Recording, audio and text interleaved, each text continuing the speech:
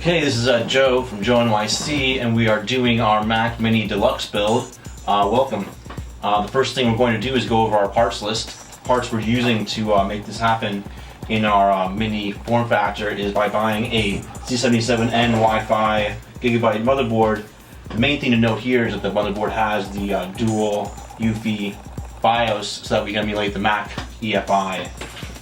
But the cool thing is you can run Windows on it as well, or any other operating system you choose. To power that motherboard, we're using a Core i7 processor. You can use a Core i3, Core i5. We chose the Core i7 stock. We didn't get the extreme model because we were just going to. This motherboard has 2 card slots for memory, so we got the Corsair Vengeance 16 gigs, which is 2 8-gig sticks, which will max out the motherboard's internal memory and give us enough memory to do video editing, pictures, what have you.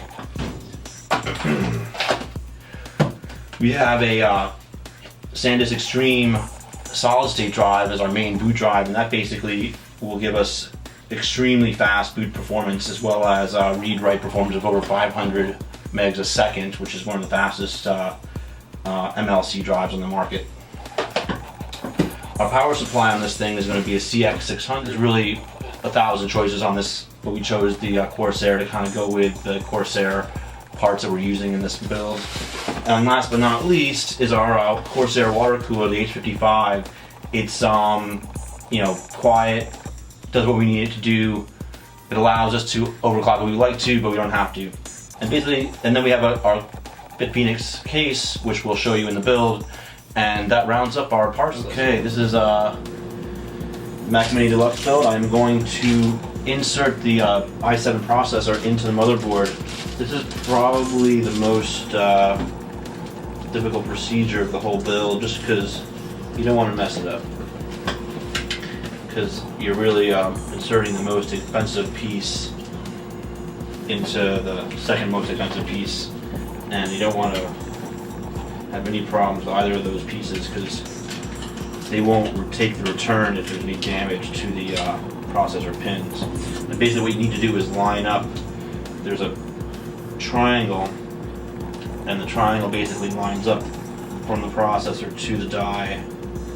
And once you line those up, you can basically see right over here. I don't know if that's going to zoom in. There it is, and you can see there's a triangle right over there. And that triangle, or notch triangle, basically lines up on the motherboard. So now I'm going to pop it in there and kind of just drop it in and make sure it lines up right. Now it takes a little bit of loving. And there we go. It's lined right up.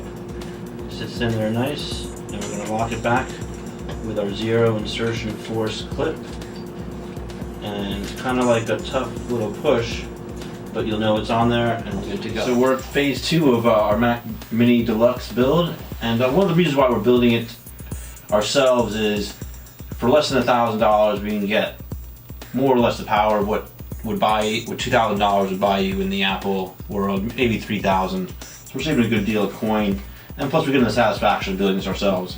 So back to it. So we basically have our motherboard, which we've inserted, and we just need to tie down and connect to our connectors.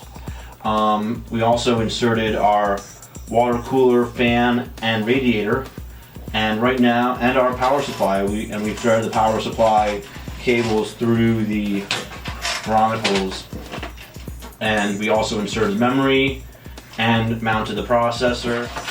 Okay.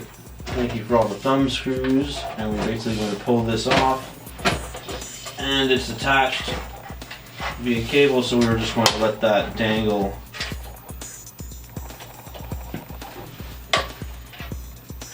The other connections we have are the USB and HD audio.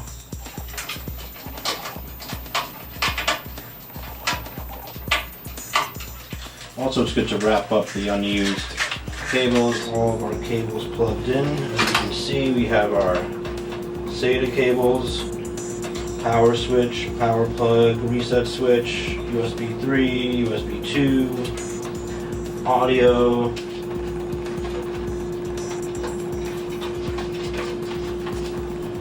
And there we have it.